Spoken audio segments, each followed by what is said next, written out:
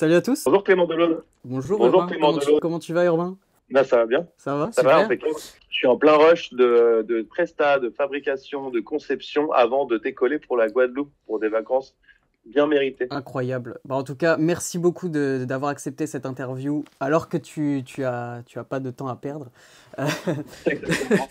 En tout cas, on est avec Tom. Ça va Tom? On n'est pas sur un unboxing On n'est pas aujourd'hui, sur un mais, unboxing, mais on est sur autre chose. petite interview, ça fait plaisir. Salut Tom.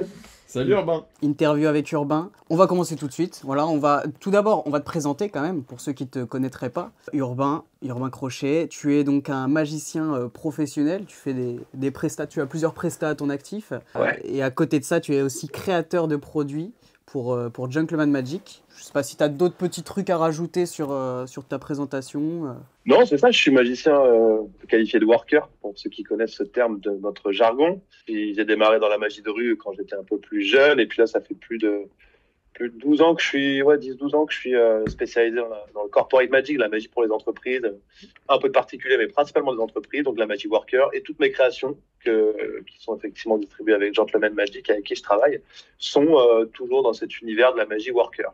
On va parler de beaucoup de choses. Enfin, on va parler un peu de ton passé, de ton présent, de ton futur, tout ça. Je voudrais commencer forcément par ton passé. Comment tu as découvert la magie exactement? C'était quoi le moment crucial où tu as découvert la magie? On attaque direct. Là. On attaque direct. Je question la question qu'on a posée à tous les magiciens en vie. Oui, bah oui, c'est la question classique. Du coup, tiens, je vais même sortir un petit accessoire parce qu'il est là. Si je le retrouve, attends, laisse-moi une petite seconde. Ah, ce serait génial. Hop. Qu'est-ce qu'il nous réserve, ce Urbain? Il nous réserve quoi? Imprévisible. Imprévisible. Imprévisible. Là, je vous entends, même si je ne vous vois pas. Les gars, en fait. Je ne le trouve pas. Il y a du bouquin derrière en plus. C'est un bouquin, c'est un livre de magie qui est le premier livre sur lequel auquel je me suis intéressé quand j'ai débuté la magie. Le premier livre que j'ai découvert, parce que je refouille un petit peu parce que je suis en train de chercher à l'heure actuelle. Et bien écoutez, je ne le retrouve pas. Tant pis. Il est planqué quelque part. Alors, en fait, j'ai découvert un livre que je ne retrouve pas malheureusement. Un livre de prestidigitation, d'apprentissage de magie, de vulgarisation de la magie, mais qui était fait à l'ancienne, qui commençait en expliquant que si ça s'appelle le ténard, ici l'hypoténard, les muscles, comment se muscler les doigts, les manipulations de base. Et j'ai découvert ce bouquin à l'âge de 8 ans dans le grenier de mon grand-père. C'était un bouquin qui appartenait à mon papa.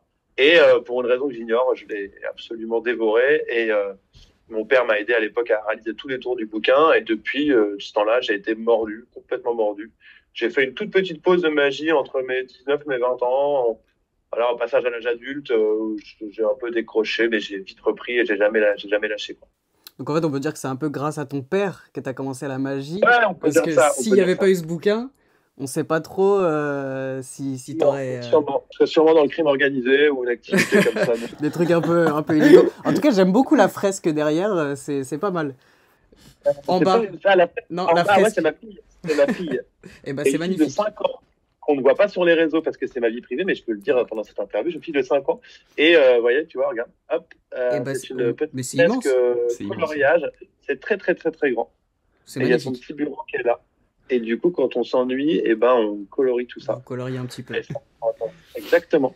Entre les petites créations magiques. Ouais, exactement. Ou alors quand moi je crée le coloris derrière. Donc tu fais énormément de prestations, tu vois. Tu fais Ouais. beaucoup de prestations, tout ça. Est-ce que tu as une anecdote dans une prestation, par exemple, je sais pas, quelqu'un qui t'a marqué ou une anecdote un peu marrante que tu peux nous raconter qui s'est passée pendant Alors, une de ces prestas? J'en ai plusieurs, mais il y en a une qui est assez drôle. Je m'appelle Urbain, donc c'est mon vrai prénom. Et j'ai jamais rencontré de Urbain, parce que c'est quand même un prénom qui est super rare. Ouais. Et quand j'étais encore, je vivais dans un gros camion, enfin un petit poids lourd, un gros camion aménagé pendant 3 ans. Je faisais tous les festivals de théâtre de rue. Je me suis vraiment formé comme ça à magie de rue. Ok. Et je faisais un spectacle. Et il y avait à peu près 180 personnes. C'était un festival, donc c'était pas mal. En magie de rue, c'était beaucoup, 180 personnes. Et il y a un gars qui vient sur scène, entre guillemets, quoi, qui me rejoint. Je lui demande son prénom et il me dit, je m'appelle Urbain. Et je bug un peu, puis je lui dis, allez, s'il te plaît, ton vrai prénom. Et je le vois qu'il se découpe. Non, il s'appelait vraiment Urbain, le gars. Et le premier Urbain que j'ai rencontré, c'était sur scène. Et vu que j'ai jamais eu l'habitude d'appeler quelqu'un par mon prénom, ça m'a fait bugger. Et on a passé, ça a été un moment de scène qui était assez cool parce que j'ai vanné, on a rigolé ensemble, le public s'est marré. Et ça m'a vraiment perturbé. J'ai réussi à reprendre le dessus et à en faire quelque chose de scénique, quoi. Mais voilà, cette anecdote, c'était assez cocasse Sur le d'avoir. moment, ça t'a fait bugger et Ah, bon, bah, ça m'a fait bugger. Donc, le seul urbain que j'ai rencontré, bah, c'est un mec que j'ai fait monter sur scène. c'est le seul que tu as rencontré dans ta vie. Ouais, c'est le Il n'y en a seul, pas ouais. eu d'autres. C'est ouf. Non, aucun. Et c'est T'en vrai as que rencontré beaucoup des copains, toi? Hein? Non. C'est vrai que c'est assez unique quand même comme prénom. J'ai jamais entendu c'est- Urbain, moi. J'ai jamais entendu. C'est Ok, le premier. bah, hyper sympa. Alors du coup, moi c'est une question que je me suis beaucoup posée, notamment quand je t'ai vu à Nantes. Je sais plus où c'était un congrès à Nantes. Je sais pas si tu te rappelles. Tu avais fait une prestation.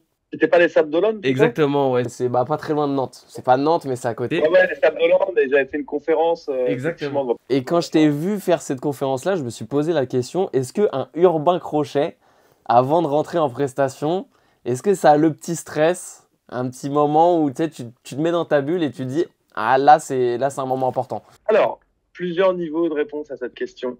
En gros, ça dépend de ce que je dois faire, si je suis dans ma zone de confort ou pas. Pour ce qui est des close-up, en réalité, alors ce que tu décris, c'est le track, hein. Évidemment, je suis pas trop traqueux, comme on dit, c'est-à-dire que le track ne m'incapacite pas. En début de carrière, je dormais pas 3 jours avant et j'étais un peu plus compliqué. Rapidement, c'est à peu près passé par le travail, hein. Et donc, quand je fais une prestation classique de close-up, j'ai absolument pas le track sur la partie presta. Quand je commence, je sais que c'est là où je me sens bien et tout. Toujours un petit peu de stress par rapport à l'endroit où tu vas arriver. Chaque lieu est différent. Tu sais pas si tu vas pouvoir bien te garer. Tu sais pas si tu n'auras pas un peu de retard. Si tu vas comment seront les locaux. Donc, tu as toujours, mais ça, c'est un peu de. Tu anticipes un tout petit peu. Donc, un tout petit peu de stress, c'est pas vraiment le track. Après, le vrai track à proprement dit, il vient sur les gros trucs. Donc là, la conférence, en l'occurrence, que tu m'as vu donner au Sable d'Olonne, même si j'avais l'air confiant et tout, franchement, avant, j'ai pris 1 heure tout seul dans l'appartement. Je vous ai rejoint un peu après, je me rappelle. Et j'ai réfléchi, j'ai répété. Moi, je répète surtout les 5 premières minutes de la conf, parce qu'après, je sais que ça va dérouler, je vais être dans un autre, je vais être dans un état où je vais être à l'aise, et ça va aller. Donc, j'ai ce track-là pour les événements où je sors un peu de ma zone de confort. Les conférences, c'est pas ce que je fais le plus souvent, même j'adore ça. Et ou alors, quand je fais de la scène, quand je fais des grosses scènes, ça m'arrive, c'est rare, et la scène, c'est pas mon lieu de prédilection. Donc là, j'ai un peu le track. Je l'ai un peu, il n'est pas incapacitant, mais voilà, j'ai le track. Donc c'est une angoisse, un petit peu comme des crises d'angoisse, en le disant après mince, je voudrais être partout sauf ici. Enfin voilà, tout ce que les gens en track pourront te décrire. Et comment tu le combats, comment je le combats? J'ai pas vraiment d'exercice respiratoire ou quoi. Je peux faire un petit peu d'exercice respiratoire, mais vite fait. Je vais surtout en fait beaucoup travailler, répéter à fond pour être vraiment sûr de ce que je vais faire. Et parfois, par exemple, quand je fais du cabaret, j'en fais pas souvent, j'adore ça. J'ai fait quelques gros cabarets. En fait, j'avais 1 heure de voiture, et dans l'heure de voiture, je coupais le son. Pas de musique, pas de radio, et je répétais dans ma tête, je me projetais. Ça, c'est ce que Stone décrit dans Les Secrets de la Magie, dans son bouquin, hein. Le meilleur moyen de combattre le track, c'est d'être super préparé. Si tu peux voir les lieux avant, tant mieux, va voir les lieux, imprègne-toi des lieux, comme ça tu peux te projeter plus facilement. Tu répètes, et c'est le seul moyen, moi, que j'ai trouvé pour vaincre le track, sachant que je ne suis pas vraiment traqueux. Ok, donc tu t'es inspiré un peu de ce livre-là de David Stone? Ah bah, qui ne s'est pas inspiré de ce livre David Stone? Ouais, très bon livre, très bon livre. On lit, ouais, avec pas mal d'anecdotes et justement par rapport à ce métier-là, de faire du close-up sans son métier, quoi. Et donc, voilà, la plupart du temps, j'ai pas trop le track, et quand je l'ai, j'arrive à le surmonter en répétant beaucoup. Ok. En fait, t'es toujours assez préparé pour gérer ton track, quoi. C'est quand ouais, un track, c'est quand un track qui va te dépasser, c'est quand t'es pas préparé, en fait. Enfin, pour ma part. Pour ma part. Ok, intéressant. Du coup, à côté des prestats, t'es aussi créateur, comme on l'a dit. Comment tu fais pour réfléchir à un produit? Est-ce que tu as des inspirations, genre par exemple le cinéma ou je sais pas moi, la vie de tous les jours, des objets de la vie de tous les jours, des choses comme ça? Est-ce qu'il y a des choses qui t'inspirent pour créer tes tours? C'est une question un peu compliquée. En fait, chacun des tours que j'ai sortis, alors ils ont des points communs, hein. Worker, enfin, de cahier des charges reste le même. Par contre, la source d'inspiration, elle est différente. Pour Stolen, par exemple, ça vient d'un vieux tour que mon père m'a montré quand j'avais 14 ans, avec une carte épinglée dans le dos. Pour ceux qui connaissent le projet, j'en parle, je crois, dans l'explication dans Stolen. Pour Inax, à chaque fois, c'était une inspiration différente. Et je saurais pas te dire vraiment, j'ai pas de réponse précise à cette question-là. J'adore le cinéma, j'adore le cinéma fantastique, j'adore la science-fiction, mais j'ai pas vraiment de lien à te faire entre une idée que j'ai eue et mes autres centres d'intérêt. Je m'intéresse à beaucoup de choses. J'ai la chance d'avoir une compagne qui est peintre, qui est musicienne aussi, donc ça peut m'inspirer. Voilà, la culture m'inspire en général, mais chaque projet, j'ai eu un déclic différent. Ça vient souvent quand même d'un besoin. À la base, ça part d'un besoin, d'un truc qui me manque dans mon set de close-up. Je voulais faire du chop cut par exemple, mais ça m'allait pas tout ce qui existait. Et du coup, j'ai créé Coffee Break. Et je me suis mis, les pièces se sont mis à s'embriquer par rapport à ce que je pouvais faire, comment je pouvais le réaliser. Pour Stolen, c'est pareil, je voulais faire un X-Flight qui n'allait pas comme Reflight pour moi. Pour Ignite, bah, je voulais un flasher, mais ce qui m'allait pas. Donc, il y a toujours ce point commun-là. Et après, les inspi, bah, ça vient de droite à gauche, quoi. Je ne saurais pas trop dire plus que ça. Ok, ouais, en fait, vraiment juste un besoin et derrière, ça découle de plusieurs inspi Et voilà. Et parfois, vraiment, tu as un déclic et tu sens que toutes les idées, tu as ton cerveau qui était en veille, qui travaillait un petit peu sur ces idées-là, et à un moment, tu as l'impulsion et paf, paf, paf, paf, tout s'enclenche. Et voilà. Ok. Ça, c'est cool comme moment. Les moments de création les plus sympas quand tout s'enclenche. Et j'ai des tiroirs et des tiroirs remplis d'objets. Quand je trouve un matériau que je ne connais pas dans un magasin de bricolage, j'achète. J'ai des tiroirs remplis de curiosités. Et des fois, tiens, je sais que j'ai ça là, je pourrais peut-être m'en servir pour faire ça. Et là, ça s'enclenche et c'est génial comme moment. Et il y a plein de moments où j'ai eu ça et le produit, vous ne l'avez jamais vu parce qu'au final, ça découle de rien. Ok. Voilà. Ok, incroyable. Bah, ouais, là, on parle un peu plus des créations. On est vraiment dans les créations. Tu nous parles de Coffee Break. On peut parler des autres produits, Stolen, Bottle Pocket, des grands classiques en vrai. Et moi, j'ai une question. Qu'est-ce que ça te fait? C'est une réelle question que je me pose. Qu'est-ce que ça te fait de vendre ces produits à l'international? De te dire qu'il y a des produits de toi, de tes propres créations qui partent aux États-Unis, en Chine, dans des pays où des gens rêvent. Enfin, des gens rêvent de les visiter. C'est très, très cool en vrai. C'est très, très cool. Je crois que le moment de réalisation, c'est cet été quand j'ai pu présenter Stolen et Coffee Break à David Copperfield, où là, tu te dis, ah ouais, ok, en fait, ok, c'est worldwide et il y a des gens qui disent ça partout. Mais c'est pas instinctif, il faut que ça m'arrive parfois de me poser et de dire, attends, réalise quand même que toi, les trucs que tu as créés dans ta chambre et tout quand tu étais un peu gamin pour Ignite, qui date d'il y a longtemps, bah, sont maintenant worldwide et connus et reconnus. Bah, c'est une super satisfaction. Mais il faut que je me pose un petit peu pour réfléchir pour que ça m'apparaisse comme ça. Sinon, tu t'en rends pas tant compte que ça, quoi. Tu t'en rends compte à certains moments. Quand j'ai amené, par exemple, la marchandise à Sacramento, dans les locaux de Murphy, de dire, en fait, je fais partie de ce gros truc qui me fait rêver depuis que je suis gamin. Ouais, c'est des moments super, super kiffants. Mais le plus kiffant, c'est aussi de pouvoir être amené à travailler avec vous, de partir en Angleterre, en Espagne, en Belgique, aux États-Unis. Pour présenter mes produits, là, tu te dis, ah ouais, ok, ça c'est cool. C'est là que tu te rends compte, c'est vraiment quand tu es sur place. Ouais, c'est là que tu te rends compte, bah, quand tu fabriques des trucs, quand tu participes à la création ou tout, bah, quand tu vois les ventes aussi, c'est super cool, hein, mais tu te rends moins compte, quoi. Et quand c'est concret, que tu vois des magiciens qui viennent te féliciter, ou qui t'envoient des messages sur Instagram ou ailleurs, bah là, ouais, c'est des moments de consécration qui sont. Mais comme tout, on s'habitue, en fait. On s'habitue et après, il faut se rappeler que c'est impressionnant et que c'est dingue pour se redire, attends, ok. Sois fier de toi.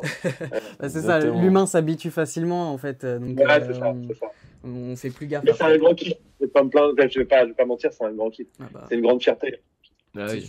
Est-ce que là aujourd'hui, tu penses qu'on peut encore créer des tours inédits qui n'ont jamais été vus? Parce qu'il y a énormément de produits qui existent, énormément de techniques qui existent aussi. Tu penses qu'on peut toujours trouver des nouvelles choses?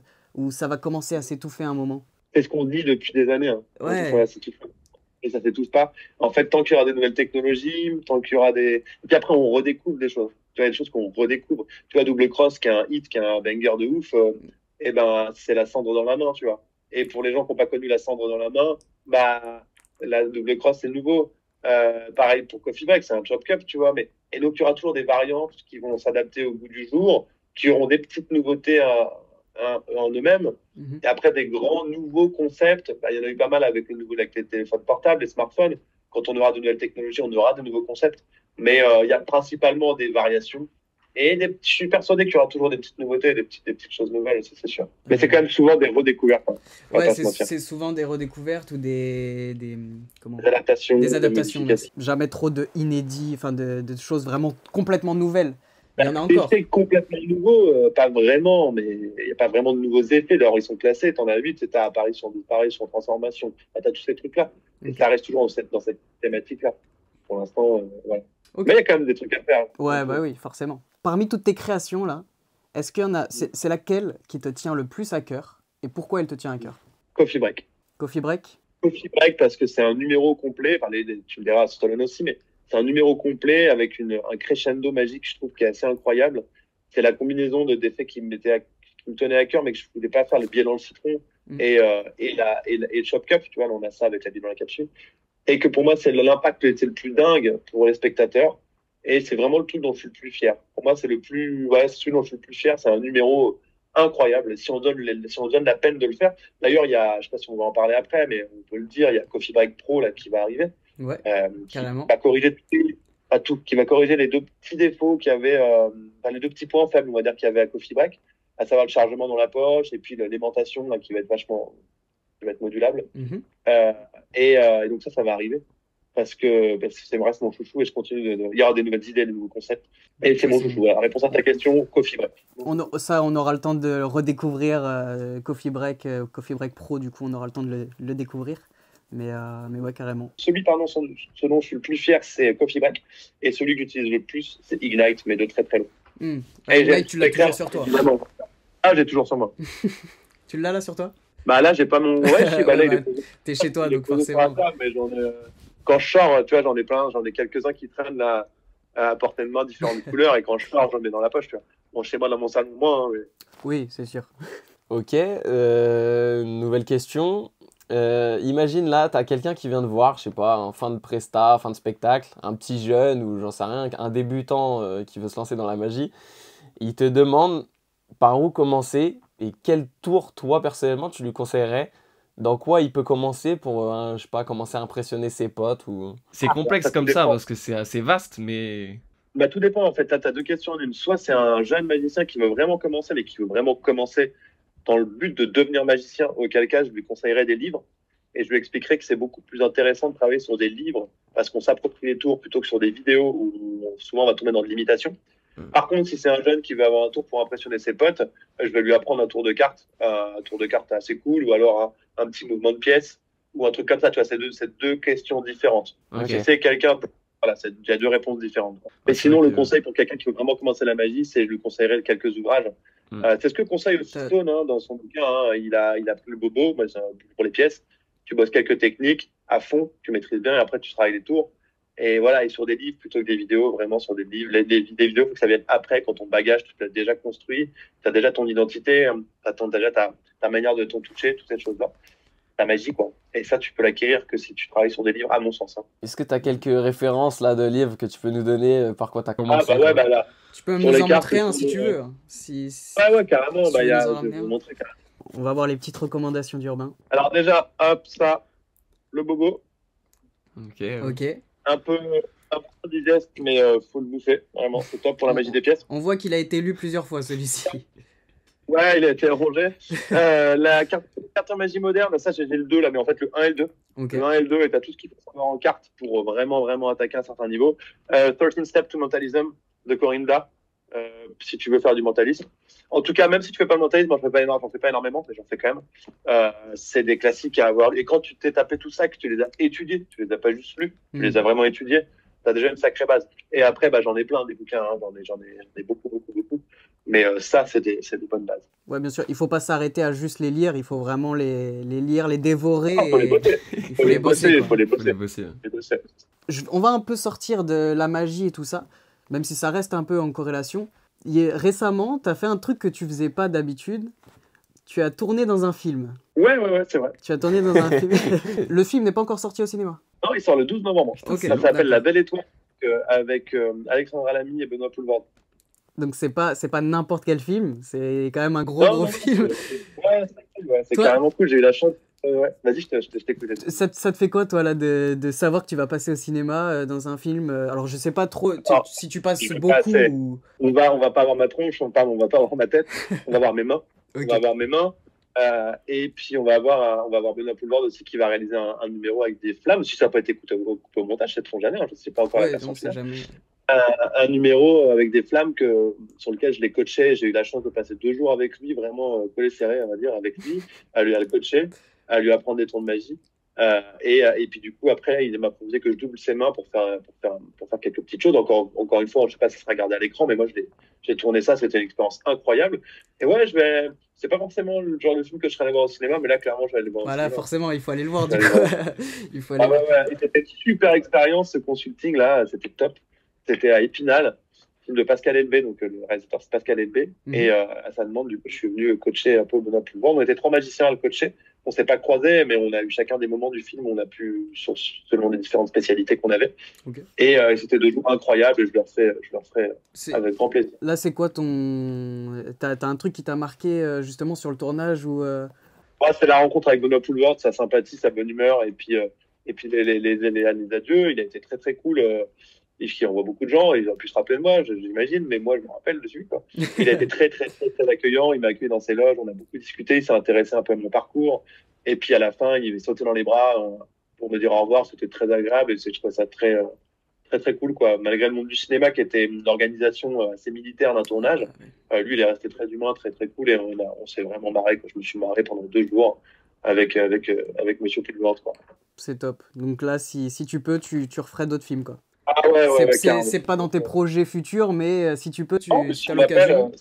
je viens. Après toutes ces années de magie, de voyage, tu nous as parlé de l'Angleterre, notamment Blackpool, je pense au Magic Live aux États-Unis, le congrès où tu as pu faire une prestation à David Copperfield, comme on a pu le voir sur des vidéos. Qu'est-ce que la magie t'a apporté dans la vie, au-delà des spectacles et des prestations que tu fais? Ouf. Pose une colle. Ben, en fait, non, c'est pas la même chose, c'est que je fais partie de ces gens, je suis pas le seul du tout, hein, ma compagne a le même profil.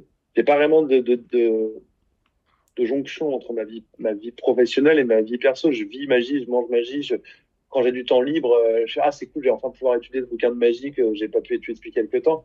Donc, en fait, ça m'a apporté à peu près tout. Je me suis construite. Je suis même, quand je suis parti sur les routes, c'était pour faire de la magie. Donc, c'est aussi ce qui me fait vivre financièrement. Ça m'a à peu près tout apporté, quoi. Enfin, pas tout, mais c'est compliqué de répondre précisément à cette question en disant qu'est-ce que la magie m'a apporté. Ouais, c'est Ça m'a toujours compliqué, c'est sûr. ça m'a apporté une aisance, ça m'a apporté une compréhension de la psychologie, m'intéresser au biais cognitif, à la science, à comment on perçoit le monde. Alors, ça m'a apporté du coup un certain regard sur le monde, une certaine aisance, maintenant, une certaine aisance intellectuelle et puis maintenant financière, c'est mon métier. Voilà ce que ça m'a apporté quand même, c'est pas rien. Ok, Parce que là, là, quand tu es en prestation, tout ça, tu montres que tu es quelqu'un d'à l'aise, tout ça, avec le temps, bah, je pense que c'est travaillé. Mais est-ce que toi, quand tu étais jeune, tu étais plutôt le petit timide ou... Non, j'étais plutôt à l'aise en réalité. J'étais plutôt extraverti en réalité. Ok. Et la magie, je fais pas partie de ces gens qui ont eu la magie comme outil pour s'extravertir. Moi, j'étais déjà extraverti et j'adorais faire de la magie aux gens. De mes 16 ans, de mes 20 ans, je sortais dans les bars avec les copains et je voyais pas mes potes, j'allais que voir des inconnus pour faire de la magie. Je faisais ça en Ok. continu, mais je le fais plus. Je le fais plus maintenant, hein, je vous rassure, j'arrive à avoir des discussions normales sans T'arrives faire à être focus avec des gens, quoi. Ouais, exactement, j'essaie de moins mélanger maintenant quand même. Ok, top. Mais non, j'étais à l'aise, j'étais pas timide. Et du coup, là, t'as fait beaucoup de projets, t'as fait énormément de projets, mais est-ce qu'il y a un projet en particulier que tu rêverais de faire, mais que t'as pas forcément eu le temps encore de le faire, ou qui est en réflexion? En fait, ouais, si, il y a un truc sur lequel je travaille en ce moment. Je sais pas comment ça va s'appeler, je sais pas quand ça va sortir, je sais pas si je vais réussir à tout boucler. Il y a encore quelques problématiques lesquelles j'ai pas encore réussi à résoudre, mais on est en bonne voie. Ok. On est en bonne voie. Je travaille avec des gens, c'est un ingénieur et puis un petit génie voilà, des personnes compétentes. Et ça sera, tout ce que je peux vous dire, c'est que ça sera un tour. Ça fait des années que je veux réaliser un tour avec une carte bancaire empruntée. Pas de fausse carte bancaire, pas de choses comme ça. Je veux un effet très puissant avec une carte bancaire qu'on puisse emprunter, qui disparaisse à vue et qui sera apparaître dans un endroit totalement incroyable. Je suis en train de travailler ça. Les briques sont en train de s'empiler les unes après les autres. Et donc, ce projet-là me tient pas mal à cœur. Il y a un autre projet, mais je peux pas en parler, il est trop tôt. Ok. Mais voilà. Ouais. Et encore un autre projet aussi, donc je peux pas parler parce qu'il est trop tôt. Ouais, il y a beaucoup de projets qui vont arriver, quoi. Il y en a un autre, je peux en parler pour le coup, celui-là, parce que c'était un rêve et il est en train de se réaliser. C'est mon premier bouquin. Ok. Donc là, il est encore en phase d'écriture. J'écris assez lentement parce que j'ai beaucoup de choses à faire. Le contenu, il est là. Faut juste que je le mette en forme. Et ça sera clairement quand j'aurai mon bouquin sur mon étagère, ça sera vraiment une case que j'aurai coché. Je suis très, très, très, très fier. J'ai vraiment hâte.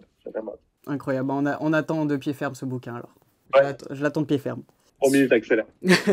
J'avais une petite question, enfin j'avais un petit truc. Là je vais parler plus, je vais parler des réactions que tu procures aux gens à travers tes tours. Qu'est-ce qui se passe dans ta tête quand tu fais un tour à quelqu'un et que tu vois qu'il est émerveillé, limite, je pense que tu peux avoir des réactions où certains sont émus du tour que tu leur proposes. Est-ce que toi, tu peux être ému de tes propres tours? Est-ce que tu as eu des réactions des fois où tu t'es dit, ah ouais, là, Où t'as été touché. Ouais, touché, ému dans le sens, je suis je suis rempli de joie en fait. L'émotion qui vient, c'est la joie, vraiment pour moi. Même encore l'autre fois, j'ai une jeune fille qui a pleuré parce que juste c'était pas un tour de mentalisme, hein, c'était un tour de cartes qui va être dans mon bouquin d'ailleurs. Ça s'appelle Triptyque, c'est un de mes tours favoris, j'adore. Qui est très très puissant, c'est en 3 parties et ça c'est bam bam bam, c'est très très fort. Et là, elle était très émotive, je pense. Et la seule réaction d'Akiri, il y en a beaucoup qui rient, hein, quand ils sont face à de la magie. Elle s'est mise à pleurer, mais c'était à pleurer de joie, quoi. Et c'était une réaction très forte. C'est assez rare, hein, je vais pas mentir, ça n'arrive pas très souvent. Mais moi, ça me remplit de joie, en fait, quand ça marche, quand les gens sortent un peu de leur quotidien. Après, les gens parfois viennent vous remercier en disant, ah, ça m'a sorti vraiment de la tête de mes soucis, ou des choses comme ça. Ah oui. Moi, l'émotion qui vient, je suis fier, mais je suis surtout joyeux. Je suis pas quelqu'un de forcément très, très joyeux naturellement. Tu vois. Voilà, je fais un pince sans rire un petit peu, tout ça, mais je suis rempli de joie quand je vois que la magie a créé des émotions chez les gens à qui je fais des tours, quoi. C'est un truc qui te rend vraiment heureux, quoi. Ça te rend heureux. Ouais, ça me remplit de joie, ça me rend joyeux. Ça me rend joyeux. On va dire que le bonheur, c'est peut-être plus profond que ça, c'est pas du bonheur, mais c'est de la joie. Ouais. Ça me remplit de joie, sincèrement. C'est génial. Ok, et bon, petite question à l'improviste, je viens de penser à ça. C'était pas du tout prévu, mais qu'est-ce que ça fait de faire une prestation à David Copperfield au Magic Live? C'est un peu surréaliste, on se voit un peu du dessus. Ouais. Et déjà, quand on m'a prévenu, quand on est venu me dire qu'il avait envie de voir Stolen, et ben, clairement, je tremble pas, j'ai pas le trac, mais là, j'ai mes voyants. Et puis après, une fois que c'est parti, j'ai fait comme pour n'importe qui. Et puis, c'est passé un moment, c'est un peu irréel, quoi. On n'a pas l'impression de l'avoir vraiment fait. Pas pour moi, parce que comme tous les magiciens, c'était mon héros, quoi. Vraiment, enfin, ça reste mon héros. Mais c'est un peu surréaliste, en fait. On se rend pas vraiment compte. Et si on voit dans les vidéos, on se dit, quand même, j'ai fait ça, ouais, j'ai fait ça. Ouais, j'ai fait ça. Ouais, sur le moment, et puis après, on va au casino, on perd 450 € à une table de blackjack parce qu'on était trop chaud. C'est voilà. ça. Ouais, bah oui. C'est la montée d'émotion qui est. Forcément, faut réguler. On va s'arrêter là. Exactement. Ok, bah incroyable. En tout cas, merci beaucoup d'avoir pris le temps de répondre à toutes ces questions. Ouais, merci beaucoup. Je sais pas si est-ce que on mettra tes réseaux et tout ça si jamais pour te retrouver. Ouais, carrément. Et puis voilà, je sais pas si tu as besoin de rajouter un petit truc en plus ou. Non, à part que je suis très très très très content de bosser avec Gentleman qui est en train de monter de plus en plus. Là, les réseaux qui vont arriver, tout ça va être cool. J'ai vraiment hâte j'ai hâte des prochains projets. Je suis content de bosser avec la team Gentleman parce que je trouve que c'est une chance folle de bosser avec des gens qui sont devenus des amis, quoi. Et voilà, longue vie à Gentleman et à Big évidemment. Et puis vivement les futurs projets et la sortie publique. On attend tous les projets. Faut rester branché. Faut rester branché. Voilà. Bon, en tout cas, merci beaucoup Urbain. Merci les gars. Merci Urbain. Allez, ciao. À plus. Merci.